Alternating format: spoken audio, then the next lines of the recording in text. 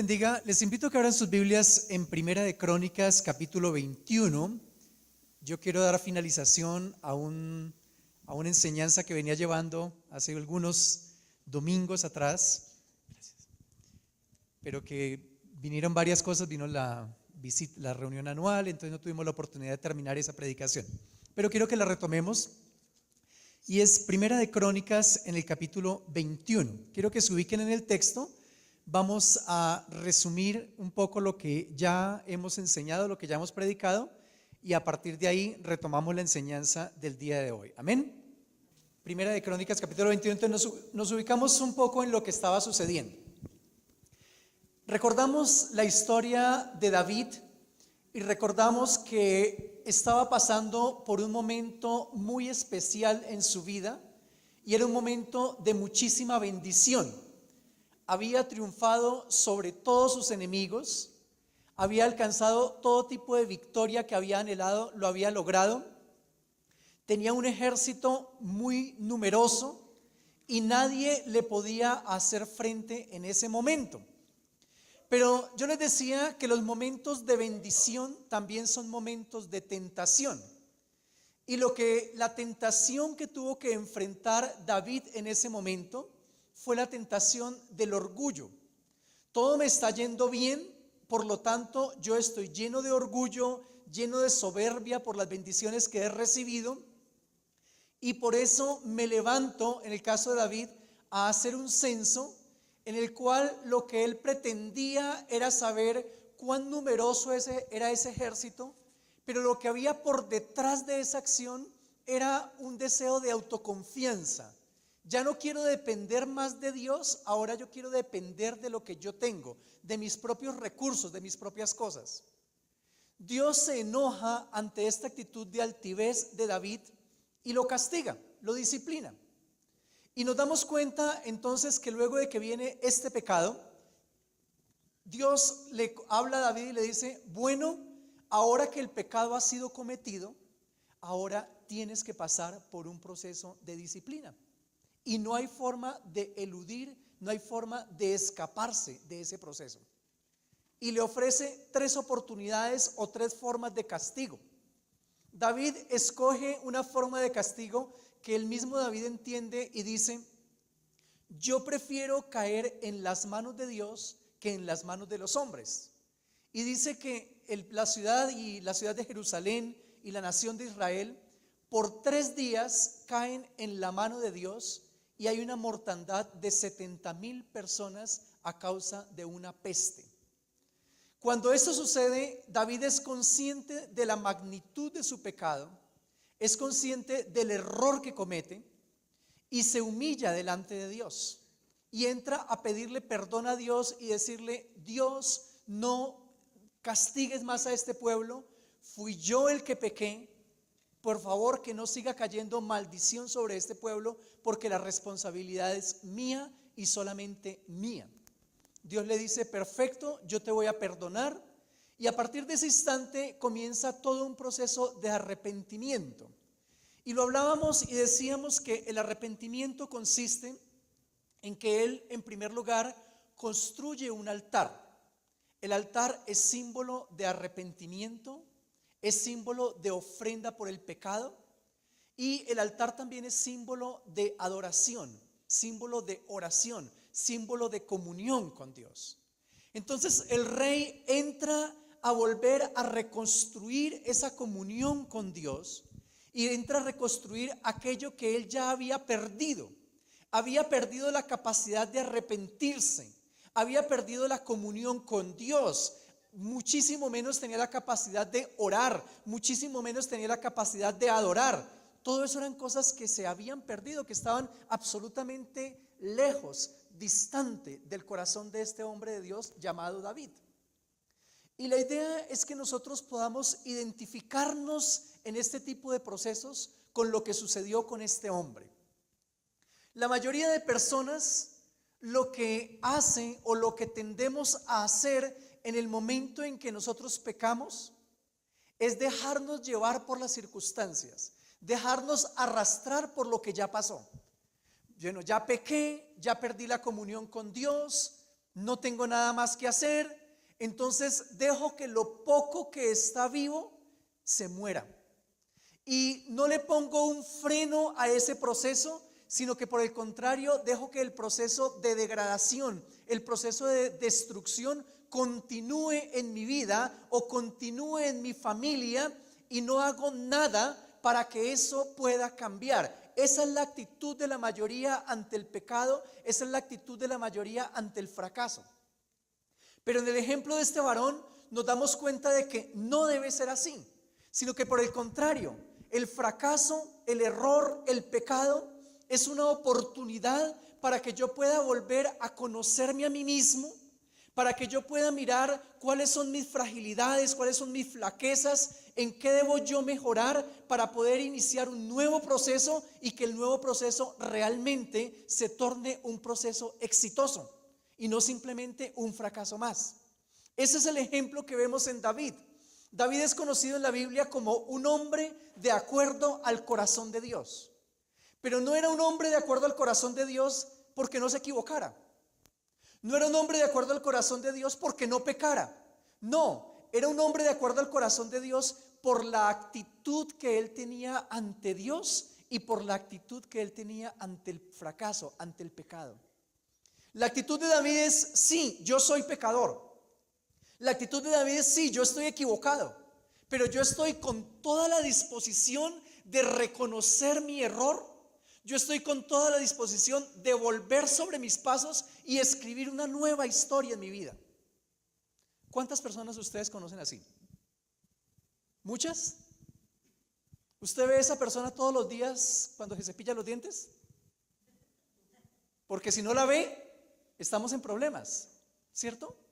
Porque definitivamente tú y yo sí necesitamos que eso pase, sí necesitamos que eso suceda. Necesitamos desarrollar en primer lugar esa capacidad de la reflexión, del autoconocimiento. Reflexionar es volverme sobre mí mismo y tener la capacidad de mirarme y llegar y decir: ¿cuáles son mis fortalezas? ¿Cuáles son mis debilidades? ¿Qué es lo que yo debo hacer para mejorar? ¿Qué es lo que debo cambiar para realmente poder escribir una historia diferente? La mayoría de personas, en vez de desarrollar esa capacidad, yo les pregunto antes de dar la respuesta automática: la mayoría de personas, ¿qué capacidad desarrolla? ¿Qué piensan ustedes? Levante la mano, si alguien tiene una idea, levante la manito, hablemos. Hoy están las parejas por fuera, entonces estamos menos en la iglesia, podemos charlar. Si yo no tengo la capacidad de mirarme a mí mismo, para reconocer mis propios errores, para reconocer mis propios pecados, para cambiar, normalmente ¿yo qué hago? Justificarme. ¿Qué más? Echarle la culpa a los demás, ¿cierto que sí? Esa es la capacidad que la gran mayoría de seres humanos desarrollan, ¿sí? Siempre me estoy justificando, siempre me estoy victimizando y siempre estoy buscando a quién señalo, a quién le hago yo un señalamiento para que esa persona se haga responsable de lo que a mí me está pasando. Y lógicamente que eso es algo fácil, ¿sí? Es muy sencillo hacer eso, porque eso me alivia la responsabilidad. Cuando yo digo: no, pero es que la culpa no es mía porque bla, bla, bla, bla, la culpa es de fulano porque ta. Eso hace con que yo me sienta muy aliviado y me hace desarrollar un sentimiento de víctima, ¿cierto? Entonces yo soy una víctima de las circunstancias, yo soy una víctima de las demás personas, por lo tanto yo no tengo que cambiar. Los demás, por el contrario, tienen que buscar una cucharita para venir a recogerme y decirme: ay, pobrecito, cómo lo han maltratado, pero no sé qué, ¿cierto? Y lo más terrible de eso, ¿sabes qué es? Que un mediocre normalmente encuentra a otro mediocre que lo consuele.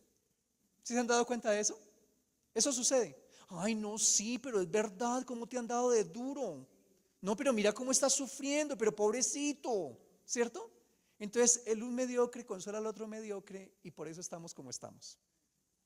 ¿Queremos seguir igual? No, ¿cierto que no? Todos tenemos la tendencia a caer en este error y todos tenemos la tendencia a caer en este pecado, ¿sí? Es un error conceptual, es un error de carácter, de todo, en el cual nosotros pretendemos que no nos cambien, que no nos presionen, que no haya nada, sino que por el contrario, nos dejen como estamos. Es un grave error del ser humano. El ser humano, nosotros los seres humanos, siempre tendemos a pensar que el estado en el que estamos es el estado ideal. Por favor, no me cambien, que así estoy bien. El indigente que está viviendo en la calle, él cree que eso que él tiene es lo mejor que él puede tener y es lo mejor a lo que él puede aspirar. Por eso él quiere quedarse allí. ¿A cuántas personas nosotros como iglesia no les hemos ofrecido? Venga, nosotros le colaboramos con un proceso de restauración. Venga, nosotros le pagamos un lugar para que usted se desintoxique de las drogas. Y la respuesta es: no, hermano, yo como estoy bien. ¿Sí? A mí me han respondido personas de la calle que hemos intentado ayudarles, decirle: no, hermano, para que allá me levanten a las 5 de la mañana, me bañen con agua fría, me pongan a leer la Biblia. Dijo: no. Uno me dijo: mire, yo cuando necesito comer, yo simplemente me paro en una esquina, limpio unos vidrios y me dan plata, y yo no tengo que obedecerle a nadie, déjeme así. Así me respondió una persona. Nosotros no somos como el indigente, pero ojo, en muchas cosas nosotros creemos que lo que hoy tenemos y como hoy vivimos es lo mejor que tenemos y es lo mejor a lo que podemos aspirar, y por eso queremos quedarnos como estamos. Déjenme así, no me cambien, no me presionen. No busquen que yo deje lo que tengo, mi pequeña seguridad.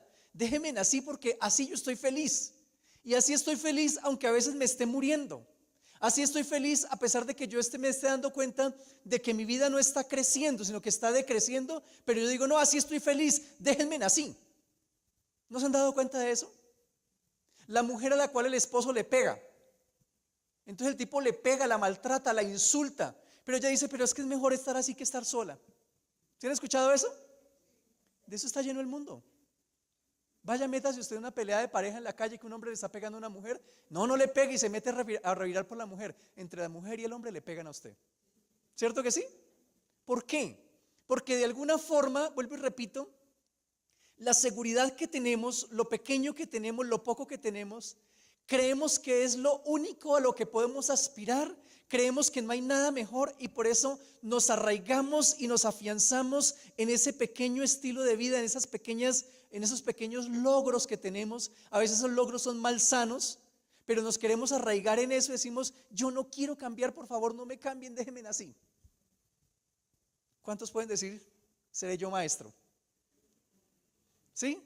¿O eso solamente le pasa a la gente del mundo por allá, esos mediocres que están afuera? ¿O te pasa a ti y me pasa a mí? A todos nos pasa, a todos nos pasa. Todos tenemos la tendencia de caer en esa tentación. Entonces es una gran tentación, la tentación de quedarme como estoy. Este hombre, por el contrario, ante la situación llega y dice: no, Dios, aquí el que pecó fui yo. Y sale él y su familia y se coloca delante de Dios, delante del ángel de Jehová, y le dice: mira, el pueblo no fue el que pecó, el que pequé fui yo. La responsabilidad es mía, yo asumo la responsabilidad. Y Dios dice: perfecto, eso es lo que yo esperaba de usted. Yo quería que usted asumiera la responsabilidad. Pero ¿cuántos tuvieron que morir para que David hiciera eso? ¿Adivina? Lee. 70,000 personas se tuvieron que morir para que este varón se parara delante de Dios y dijera: la responsabilidad es mía. Oiga, yo digo: ¿por qué no hacerlo antes? ¿Será que no se podía haber hecho eso cuando mataron 10,000? ¿Será que no hubiera podido eso cuando mataron 20,000? Tocaba esperar a que fueran 70,000. Me parece un montón de gente. Pero solamente en ese momento él es capaz de pararse, reconocer y decir: aquí el que pequé fui yo y yo asumo la responsabilidad. Yo te pregunto: ¿hasta cuándo vas a esperar y cuántas pérdidas vas a tener que sufrir para darte cuenta de que tú eres el responsable de tu propio destino? De que no puedes señalar a nadie, de que no te puedes victimizar, de que realmente tienes que darte cuenta de tu error, de tu falencia, de lo que careces, para llegar y decir: aquí el responsable soy yo. ¿Cuánto tú esperas perder? Las empresas hacen eso con sus empleados. Llegan, asignan un empleado y le dicen: su salario básico es tanto, y si usted logra tales cosas, le vamos a pagar tanto más. Pero si usted pierde tales cosas, lo vamos a castigar con esto. ¿cierto? Y muchas veces el empleado tiene que ser castigado y castigado y castigado y tiene pérdidas y pérdidas y pérdidas para que por medio de las pérdidas el empleado abra los ojos y diga, ay, ¿yo qué estoy haciendo? Es la reflexión que los estoy llevando en esta mañana. ¿Tenemos que seguir perdiendo para darnos cuenta de los errores que estamos cometiendo? ¿O ya estás consciente del error cometido? ¿Qué me dicen? ¿Conscientes o inconscientes? ¡Qué conciencia tan profunda! Eso espero. La idea es que sí sea así, que realmente nos hagamos conscientes y digamos, sí, el error es mío. David hace eso, asume, toma conciencia y dice, yo me equivoqué. Aquí el del pecado soy yo. Levanta su altar, que genera todo un proceso de restauración, y en el momento en que es restaurado, dice que la presencia de Dios viene, desciende con fuego, quema el sacrificio, y a partir de ese momento ese pecado queda un pecado absolutamente cancelado. Bonita la historia, ¿cierto que sí? Pero la historia termina ahí. Si la historia terminara ahí, ¿sería un final feliz? Bueno, ya me perdonaron, ahora enterremos los 70,000 y pues bueno, sigamos adelante. ¿Así nada más? No, la historia continúa. Y la parte más hermosa de la historia es la que nosotros vamos a ver en esta mañana. Entonces, ya hemos hablado de todo lo que pasó en el capítulo 21. Y ahora yo quiero invitarlos a que vayan conmigo al versículo 28 del capítulo 21 y que sigamos viendo la historia. Versículo 28, ¿están todos conmigo? Bueno, mira lo que dice. Viendo David que Jehová le había oído en la era de Ornán Jebuseo, ofreció sacrificios allí. Y el tabernáculo de Jehová que Moisés había hecho en el desierto y el altar del holocausto estaba entonces en el lugar alto de Gabaón. Pero David no pudo ir allá a consultar a Dios, porque estaba atemorizado a causa de la espada del ángel de Jehová. Y dijo David, aquí estará la casa de Jehová Dios y aquí el altar del holocausto para Israel.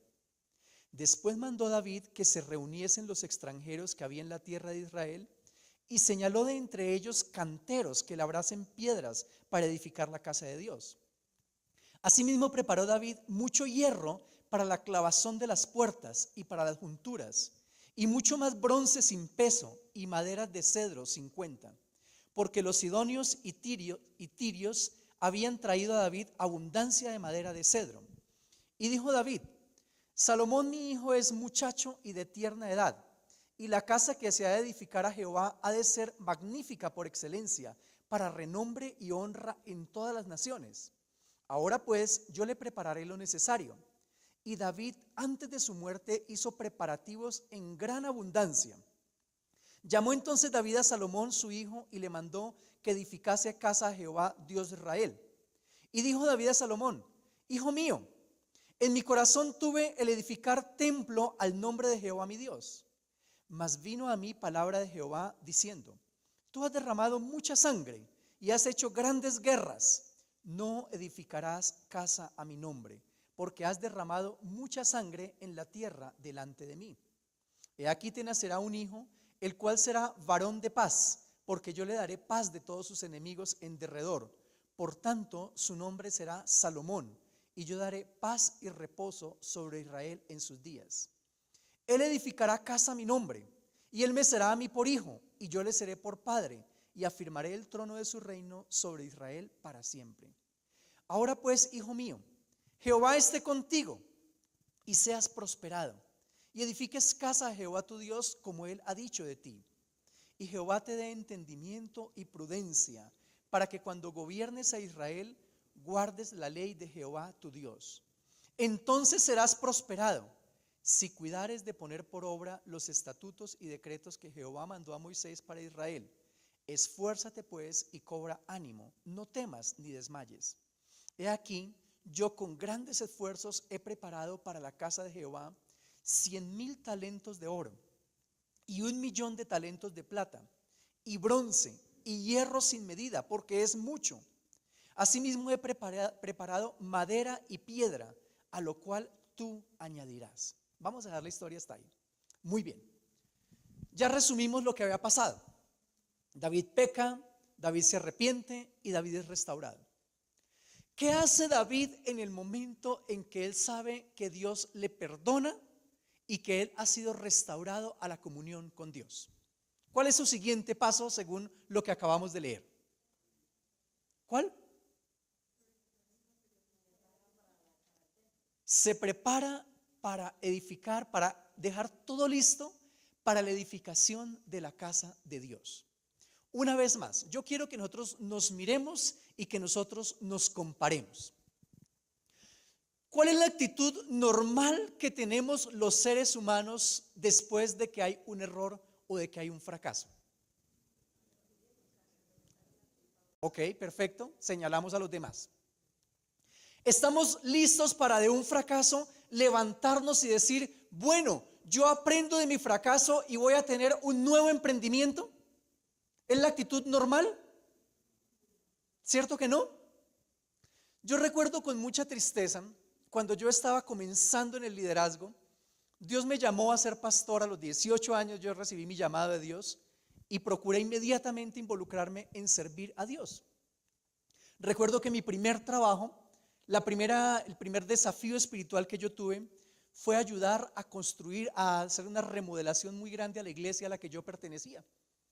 Mi iglesia era una iglesia muy antigua y recuerdo que la humedad era un techo de Eternit con vigas de madera y con un cielo raso como en cartón. Estamos hablando de algunos añitos atrás, ¿cierto que sí? No fue ayer. Y la humedad había hecho que las vigas de madera se doblaran y que el cielo raso se cayera y esa iglesia estaba fea. Yo en esa época tenía 18, caminando hacia los 19 añitos, en ese momento. Y en ese momento yo dije, mi primera iniciativa, yo creo que fue del Espíritu Santo, fue, vamos a reformar este templo, vamos a hacer algo nuevo. Era un templo oscuro, se veía feo. Yo creo que mi tía Rusi se acuerda de eso. Y dijimos, vamos a cambiar esto. Pero yo era un muchachito de 18 años. Y comencé a hacer una obra de reforma, hablé con la iglesia, yo era un niño, pero yo hablé con la iglesia y les dije, vamos a recoger dinero porque vamos a cambiar el techo. Yo no sé si yo me equivoqué de profesión, debía ser arquitecto, no pastor, pero donde voy procuro construir algo. Y comenzamos a tumbar el techo y a construir, y fue una gran experiencia de fe para mí, porque fue la primera vez que yo vi al Señor cómo Dios proveía dinero y cómo Dios transformaba situaciones cuando alguien se paraba y le creía a Dios.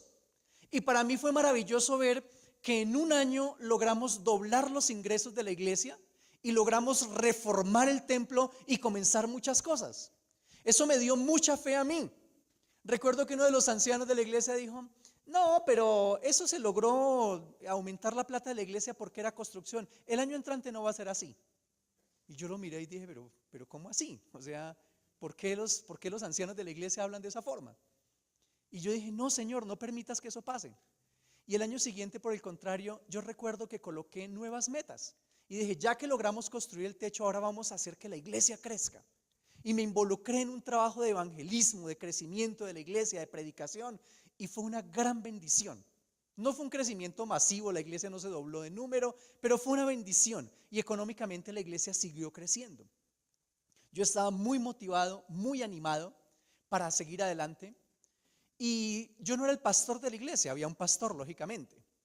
Este pastor había tenido una pequeña crisis familiar, y digo pequeña porque no fue una cosa así como muy significativa, y había pedido unas vacaciones como de 4 meses y se había ido del país por 4 meses, no había trabajado prácticamente en todo el año y como yo era consciente de la crisis familiar, estuve trabajando muy duro.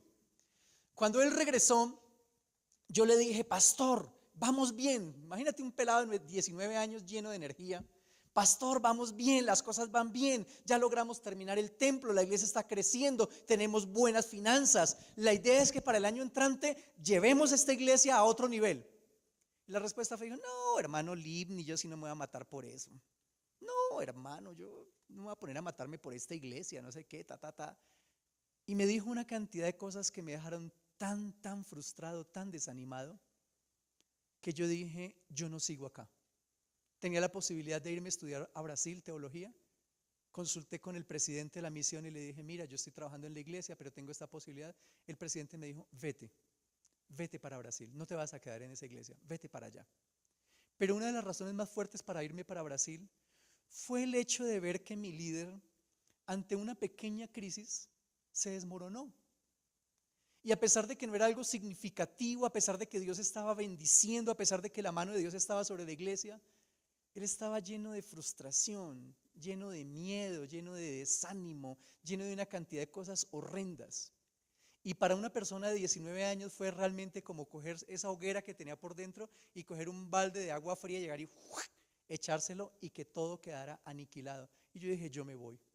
Entregué mis cargos, entregué todo. Yo era el tesorero de la iglesia, era el pastor de los jóvenes. Entregué todo y dije, chao, yo me voy. No sigo en esta historia. Y fue la mejor decisión que pude tomar en ese momento. El pastor lastimosamente fracasó y terminó saliendo de la iglesia.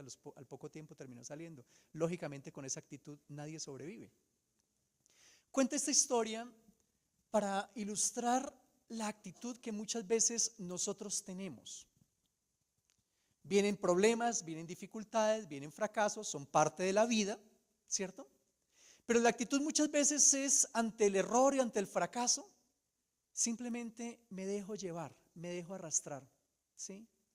Desarrollo un espíritu cargado de amargura, cargado de tristeza y no hago nada más. El ejemplo de David es el ejemplo totalmente contrario. El hombre ve que se equivoca, y no estamos hablando de David un niño. David ya está en los últimos años de su vida, está a punto de morirse, es un anciano, ya es un viejo. Y se da cuenta de que comete uno de los más grandes errores de su vida, comete uno de los más grandes errores de su reinado. Y cuando se hace consciente de eso, dice, yo no puedo seguir así. Es el momento de hacer algo nuevo, es el momento de hacer algo mejor. Y en su vejez y después de un tremendo fracaso, él llega y dice, ahora es que voy a hacer la obra más grande de mi vida. Y comienza a prepararse, y en el lugar donde Dios lo perdonó, el lugar que pudo ser el lugar de su muerte, porque él salió y se presentó delante de Jehová, dice que el ángel de Jehová tenía la espada desenvainada en su mano. Y en ese momento simplemente era que Dios hubiera dado la orden y David y toda su familia habrían muerto. En el momento donde, en el lugar donde él pudo morir, en ese mismo lugar llegó y dijo, aquí yo voy a construir la casa de Dios. Aquí donde Dios me perdonó, aquí donde Dios me restauró, aquí donde Dios le dio un nuevo inicio a mi vida, aquí donde Dios le dio un nuevo propósito a mi vida, aquí yo voy a comenzar algo nuevo.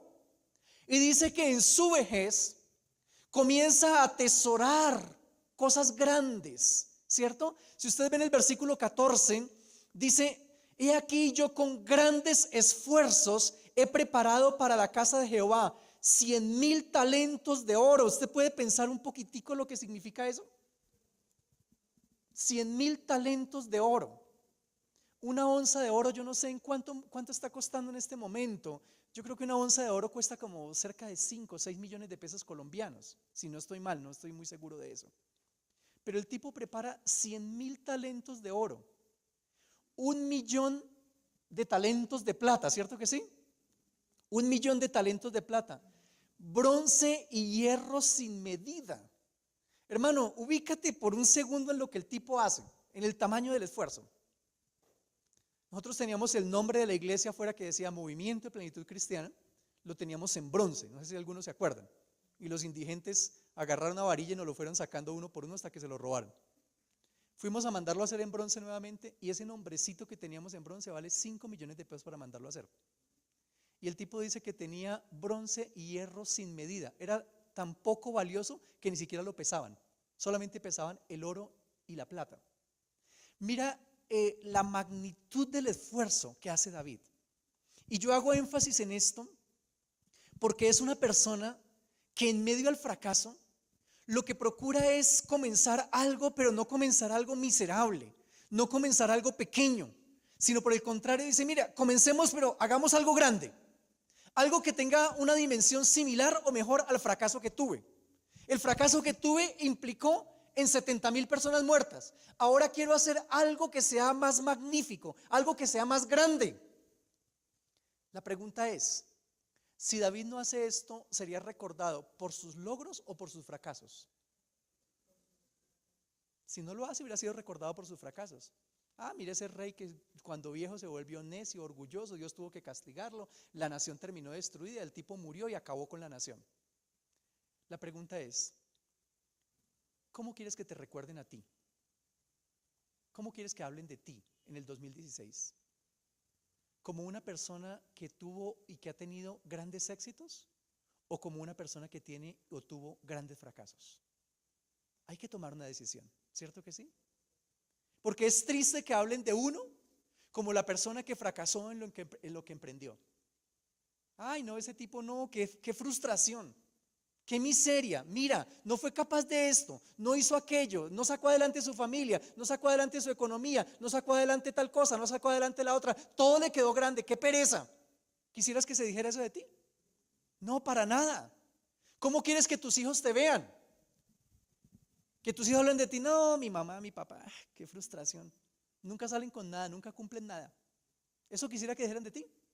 O que tus hijos hablaran de ti y se sintieran orgullosos.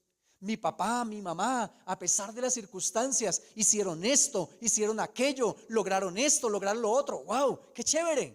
¿Cierto que sí? ¡Genial! ¿Cómo quieres que se hable de ti? Depende de la actitud que tú tengas la capacidad de tener frente al fracaso, frente a las circunstancias. ¿Cuándo se conoce el carácter de un hombre? En medio del fracaso. En medio del éxito es muy fácil, todo el mundo es sonriente, todo el mundo es chévere, ¿cierto que sí? Pero en el momento del fracaso es cuando se conoce el carácter de un ser humano. ¿De qué está usted hecho? Lo sabemos en medio de una crisis, porque la crisis hace aflorar lo que hay en mi interior. Si en mi interior lo que hay es una persona cobarde, llena de miedo, llena de justificaciones, pues eso es lo que aflora. Pero si por el contrario hay una persona que tiene un carácter firme, un carácter fuerte, que llega y dice, no, yo sé en quién creo, yo sé lo que yo soy, yo sé de qué soy capaz. En el momento del fracaso, esa persona saca a lucir eso que tiene por dentro y sale con cosas magníficas, con cosas geniales. ¿Se han dado cuenta de eso? ¿Recuerdan a ese hombre tan famoso, Steve Jobs, creador del iPod y el iPad y ese tipo de cosas? Él es un ejemplo de eso. Un hombre que en medio al fracaso, en medio de situaciones muy difíciles, fue capaz de construir la empresa que cuando él murió, era la empresa que tenía más dinero en efectivo en todo el mundo. Apple, cuando Steve Jobs murió, Apple era la empresa que tenía más plata en efectivo guardada en los bancos, por encima de Microsoft, por encima de todo. Pero ve y mira la historia de Steve Jobs y ve y mira la historia de Apple. Fracasos, frustraciones. Steve Jobs crea su propia empresa y ¿sabes que lo sacan de su empresa? ¿Lo echan? ¿Han visto la historia de él? Crea su empresa, tiene ciertos fracasos, se reúne la junta directiva y le dicen, señor, usted no nos sirve más, chao, y lo echan. Durísimo, ¿cierto que sí? Me echaron de mi propia empresa. Oiga, el tipo hubiera podido volverse un alcohólico, un fracasado, ¿cierto que sí? No, pues terrible, mira lo que me hicieron, ahora ya para qué sirve mi vida, yo ya no sirvo para nada, ¿sí? No, pero el tipo sale de su empresa y se reinventa. La empresa sin él se da cuenta de que no vale nada. Y más adelante lo llaman y le dicen, oiga señor, nosotros lo necesitamos a usted nuevamente. Dice, bueno, perfecto. Y vuelve. ¿Y sabes con qué inventico vuelve? Con el famoso iPod, ¿sí? Y con ese famoso iPod reinventa la empresa y la coloca en el top de las empresas que tienen que ver con tecnología. Y hasta el día de hoy, todo el mundo corre atrás de un iPhone, atrás de un coso de esos, ¿cómo se llama? El iPad y todo ese tipo de cosas que todos usamos acá. ¿Por qué? Porque son excelentes. ¿Y de dónde surgió? De la cabeza de un hombre que fue capaz de reinventarse a pesar de situaciones muy difíciles, a pesar del fracaso. ¿Vamos entendiendo hacia dónde vamos? David es un ejemplo bíblico de eso. En el momento del fracaso es donde él saca lo mejor que tiene adentro. Y dice, la situación está difícil, ya estoy viejo, estoy a punto de entregarle el reinado a mi hijo Salomón, pero en vez de decir, entonces denme una jubilación temprana, venga yo me voy, dice, no, en este momento es cuando yo tengo que hacer mejores cosas. En este momento es cuando yo tengo que comenzar mi mejor historia. Alguien comparaba la vida del ser humano y la historia de cada uno de nosotros como con un lápiz. Y decía, los seres humanos somos como un lápiz que tenemos una punta de grafito con la cual escribimos nuestra historia, pero por el otro lado, ¿qué tiene? Un borrador para poder borrar nuestros errores. ¿Cierto que sí? Las dos partes son absolutamente necesarias. No existe una vida en la cual, no, yo solo tengo grafito. ¿Yo para qué borrador si yo no me equivoco? ¿Cierto? Eso que lo diga Jesucristo. Pero el resto de nosotros, olvídate. Nosotros necesitamos la punta de grafito, pero necesitamos el pedacito de borrador, ¿sí? Porque nos equivocamos. Pero es tener la capacidad de decir, estoy escribiendo mi historia. Y en escribir mi historia, sí, yo me equivoco. Y en muchas ocasiones tengo que volver y coger el borrador y borrar lo que yo he hecho para volver a escribirla. Porque si no tengo la capacidad de hacer eso, no voy a tener una historia para contar. Y es lo que le sucede a la mayoría de seres humanos. Viven y mueren y no tienen una historia para contar. Eso me parece a mí terrible. ¿Qué hizo, Señor, usted con los 60, 70, 80 años de vida que le dieron? Yo trabajé toda la vida en una empresa. Yo fui celador, me pagaban el mínimo. A los 70 años me jubilé y después de que me jubilé me puse a tomar cerveza en la tienda de la esquina. ¿No es esa la historia de mucha gente? Esa es la historia de la mayoría. Simplemente perder su vida ganándose un salario para sobrevivir, pero no haber hecho nada. No dejar una huella ni siquiera en su familia. No hacer absolutamente nada. ¿Por qué? Porque no son personas capaces de verse a sí mismo como el protagonista de su propia historia. No son personas capaces de decir, no, yo tengo que escribir algo nuevo para mí, yo tengo que hacer algo nuevo. No son capaces de eso. Pero tú y yo sí tenemos que ser capaces. Si tenemos el Espíritu de Dios, tenemos que tener la capacidad de hacer eso en nuestras vidas. ¿Te equivocaste? Perfecto. Reconócelo, admítelo, asúmelo. Antes de que se acabe este año, antes del 31 de diciembre, que tú puedas reflexionar y decir, estos fueron mis errores del año, pero ¿sabes qué? Tengo el borrador y tengo la capacidad de borrar y de escribir una historia nueva. Todos tenemos momentos difíciles, todos tenemos la posibilidad de fracasar. El único que no fracasa, adivina quién es. Bueno, Dios. Y en la tierra, el que no intenta nada. Ese es el único que no fracasa. ¿Qué has intentado? Nada. Con razón no fracasaste, es que no intentaste nada. Pero todos los que intentamos hacer algo, corremos el altísimo riesgo de fracasar en lo que hacemos. Y el riesgo es muy grande. Pero entonces, por miedo a fracasar, ¿no lo intentamos? No, tenemos que intentarlo, tenemos que seguir en la lucha. Y cuando nos equivoquemos, tenemos que tener la capacidad de volver sobre nuestros pasos, de reflexionar y llegar y decir, aquí, en este punto, fue en el que yo me equivoqué. Y aquí es donde tengo que borrar este pedacito de mi historia y tengo que escribir una nueva historia. Es aquí en este pedacito. Yo les he enseñado eso a la luz de la Biblia. La Biblia dice, usted tiene que examinarse a sí mismo para no tener que ser juzgado. Porque si usted tiene que ser juzgado, lo van a tener que castigar. ¿Y lo van a tener que castigar para qué? Para que no termine condenándose. Pero la primera invitación bíblica es, examínese a sí mismo.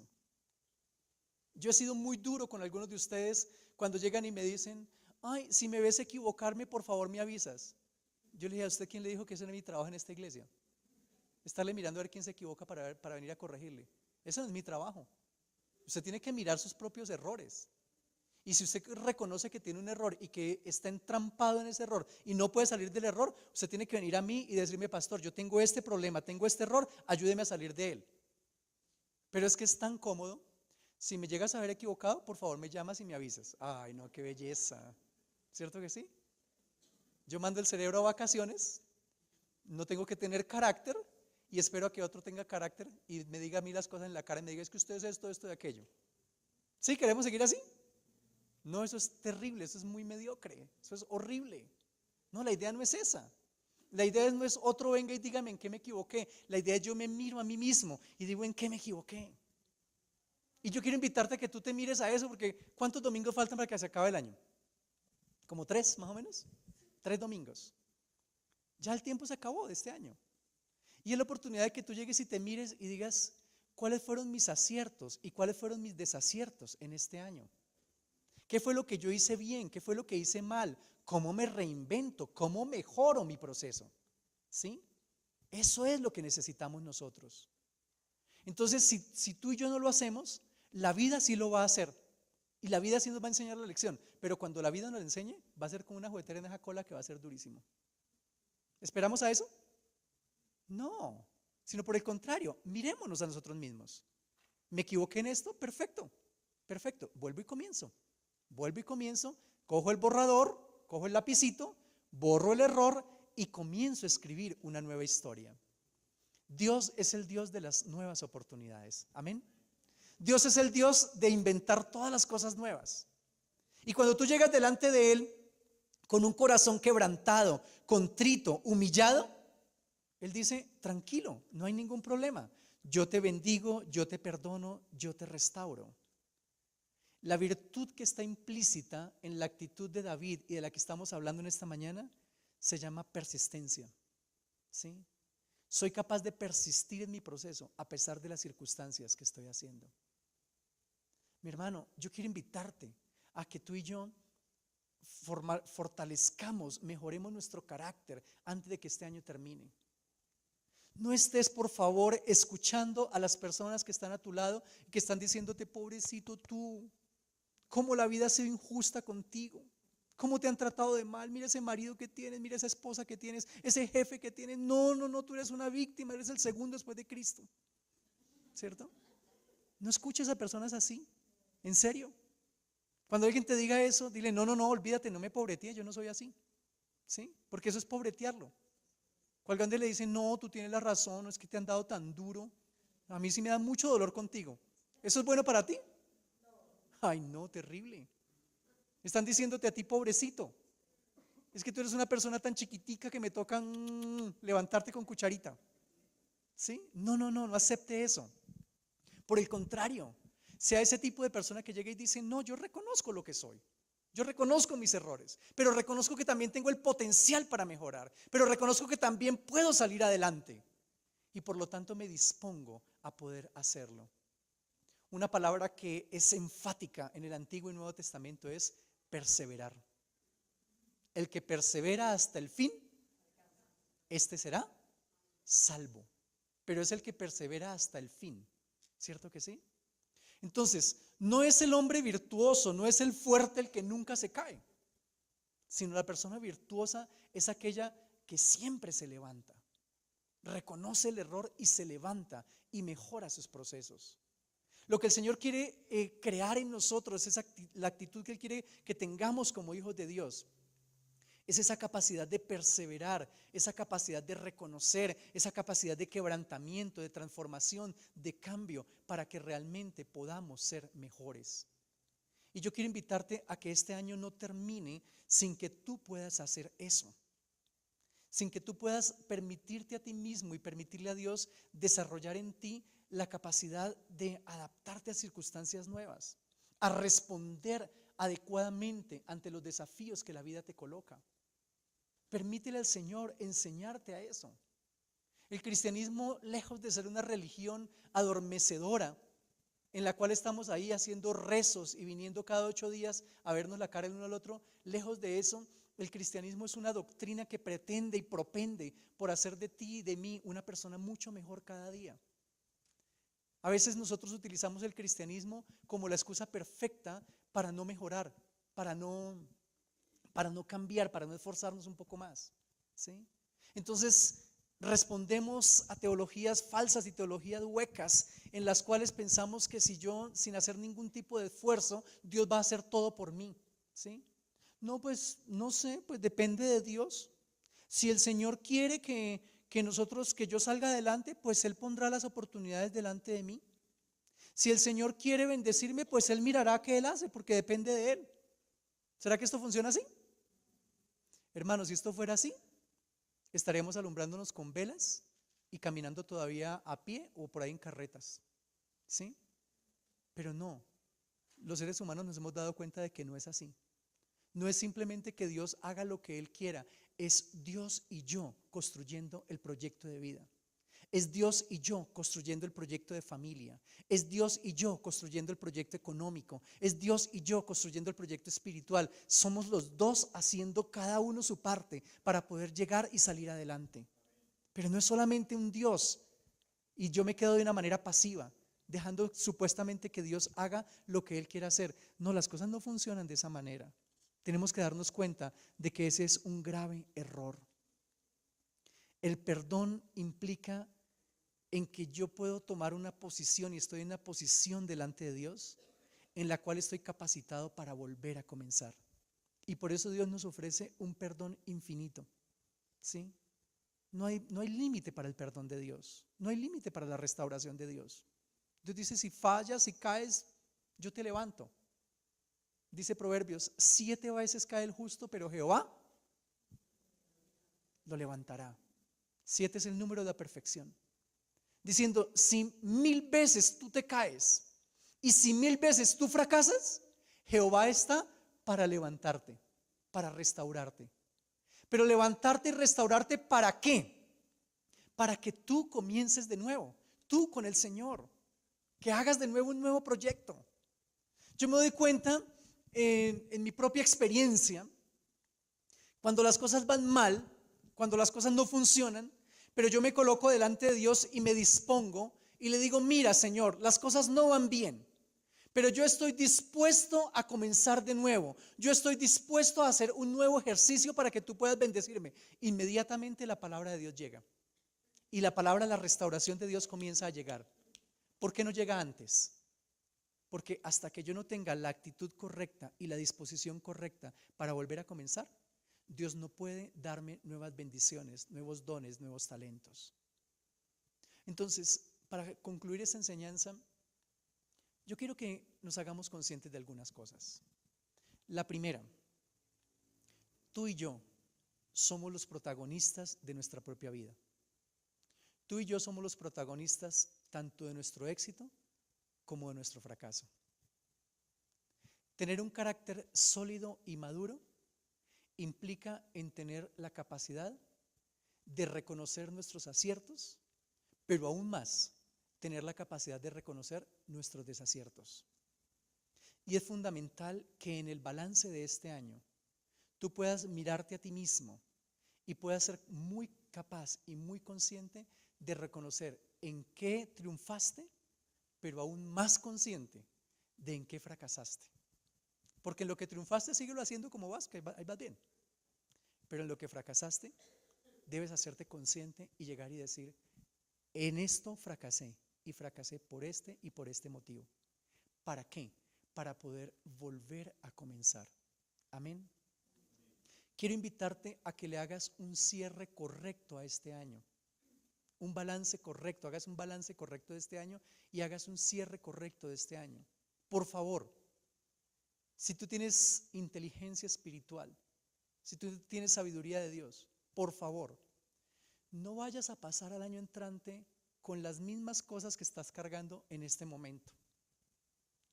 Dios coloca ciclos, día, noche, semanas, meses, años. Y parte del propósito de que existan esos ciclos es tener la posibilidad de nosotros volver a comenzar. Imagínate tú un mundo sin ciclos. ¿En qué mes estamos? ¿Quién sabe? ¿Y en qué día estamos? No se sabe. ¿Hoy es de día o de noche? No, pues como todo es igual. ¿Tendríamos la posibilidad de comenzar cosas nuevas? ¿Cierto que no? ¿Se han dado cuenta de los tiempos como uno lo hace? Bueno, vamos a hacer esto hasta el día 30. En la quincena vamos a hacer tal cosa. Y después vamos a hacer la otra. Y el próximo año esto.